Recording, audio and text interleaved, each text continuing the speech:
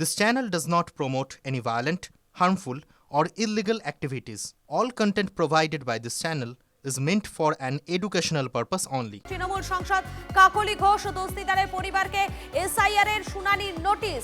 সংসদের দুই ছেলে এবং মাকে নোটিশ কমিশনের।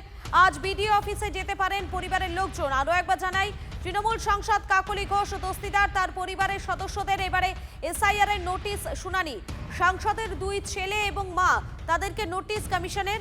আজ বিডিও অফিসে যেতে পারেন পরিবারের লোকজন। আজ থেকে শুরু হচ্ছে এসআইআর এর শুনানি এবং সেই এসআইআর এর শুনানিতে এবারে তৃণমূল সাংসদ কাকলি ঘোষ দস্তিদারের পরিবারকে নোটিশ দেওয়া হয়েছে। সংসদের দুই ছেলে এবং মাকে নোটিশ কমিশনের।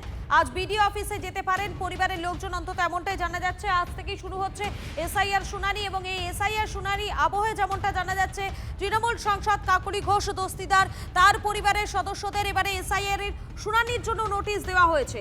সংসদের দুই ছেলেকে নোটিশ দেওয়া হয়েছে এবং সংসদের মাকেও নোটিশ কমিশনের। আজ বিডিও অফিসে যেতে পারেন পরিবারের লোকজন, অন্তত এমনটাই জানা যাচ্ছে। আজই এসআইআর এর শুনানি শুরু হচ্ছে এবং তৃণমূল সাংসদ কাকলি ঘোষ দস্তিদার তার পরিবারের সদস্যদের এসআইআর শুনানির জন্য ডাকা হয়েছে। দীপঙ্কর রয়েছেন আমাদের প্রতিনিধি আমাদের সঙ্গে। দীপঙ্কর, বিস্তারিত জানাও, কখন যেতে পারেন সংসদের পরিবারের সদস্যরা?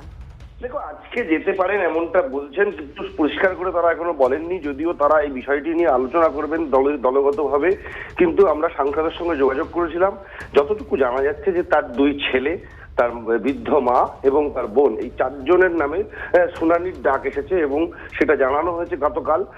স্বাভাবিকভাবে এই ইলেকশন কমিশনের শুনানির ডাক আসলে সেটা অ্যাভয়েড করা যাওয়ার জায়গা নেই, সেখানে যেতে হবে এবং প্রয়োজনীয় নথি দেখাতে হবে। কিন্তু সাংসদ দীর্ঘদিন ধরে তাদের কাছে এরকম কেন, তাদের দীর্ঘদিনের ভোটার তালিকায় নাম রয়েছে, তাদের কেন এরকম ভাবে ডাক আসলো সেটা নিয়ে এটা নিজের মধ্যে একটা ধোঁয়াশার মধ্যে রয়েছেন।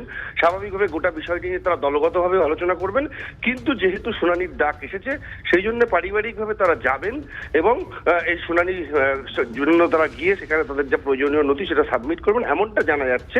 কিন্তু কখন যাবেন, আজকে যাবেন কিনা সেটা এখনো স্পষ্ট নয়। তবে পরিবার সূত্রে সাংসদ নিজেই জানিয়েছেন যেহেতু ডাক এসেছে সেই জন্য তারা যাবেন। ধন্যবাদ তোমাকে।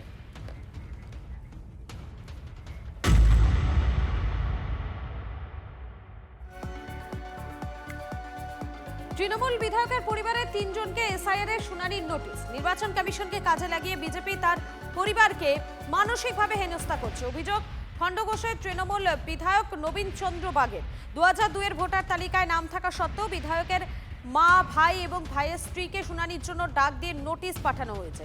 বিজেপিকে কালিমালিপ্ত করার জন্য বিধায়ক এসব করছেন পাল্টা বিজেপি নেতা মৃত্যুঞ্জয় চন্দ্র। দেখুন, আমার মা তো ধরুন প্রায় 70 থেকে 75 বছর বয়স। এই বয়সে যে নির্বাচন কমিশনার যেভাবে আজকে হেনস্থা করছে, আমার মা কিন্তু খুব আতঙ্কিত। তার কারণ আমরা কিন্তু বলিনি যে মায়ের 2002 সালে নাম আছে। যারা বিএলও সাহেব আছেন তারা বাড়িতে গিয়েছিল, যাওয়ার পর ওদের যে অ্যাপস আছে সেই অ্যাপসে যখন লোড করছে তখন নট ফাউন্ড দেখাচ্ছে।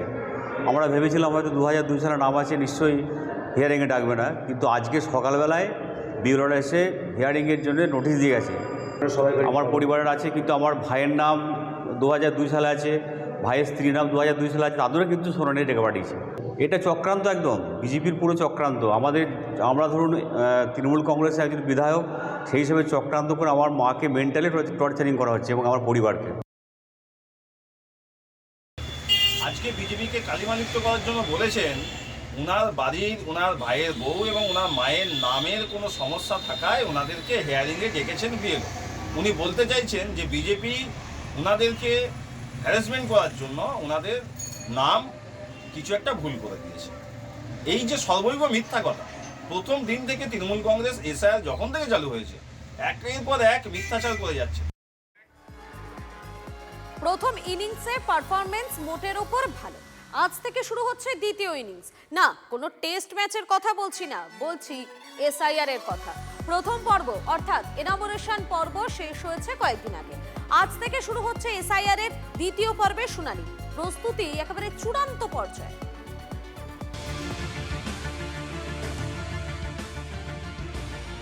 খসড়া তালিকায় নাম আছে, কিন্তু চূড়ান্ত তালিকায় নাম থাকবে কিনা সেটা ঠিক করবে শুনানি পর্ব। শনিবার থেকে শুরু হচ্ছে এসআইআর এর দ্বিতীয় পর্ব। কলকাতা সহ গোটা রাজ্যেই শুরু হচ্ছে শুনানি প্রক্রিয়া।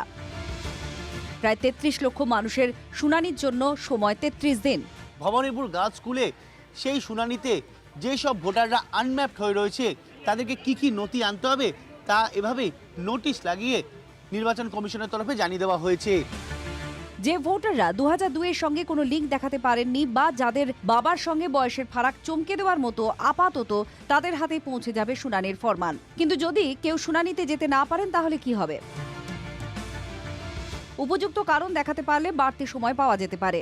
85 বছরের বেশি যাদের বয়স, তাদের বাড়িতে শুনানি হতে পারে। শয্যাশায়ী ভোটারদের ক্ষেত্রে হতে পারে ভার্চুয়াল শুনানি। শুনানির দায়িত্বে থাকবেন ইআরও, এইইআরওরা। মাইক্রো অবজারভার হিসেবে থাকবেন কেন্দ্রীয় সরকারি কর্মীরা। একদিনে সর্বোচ্চ 150 জনের শুনানি করবেন একজন আধিকারিক। গোটা প্রক্রিয়ায় সময় একটা বড় ফ্যাক্টর। বারাসত বিধানসভাতে 33,000 ভোটার হিয়ারিং এর আওতায় ক্যাম্প তৈরি শুনানি পর্বের জন্য। প্রতিদিন প্রায় 1000 খানেক ভোটার আসবেন, তাই 3টি ভাগে হবে শুনানি।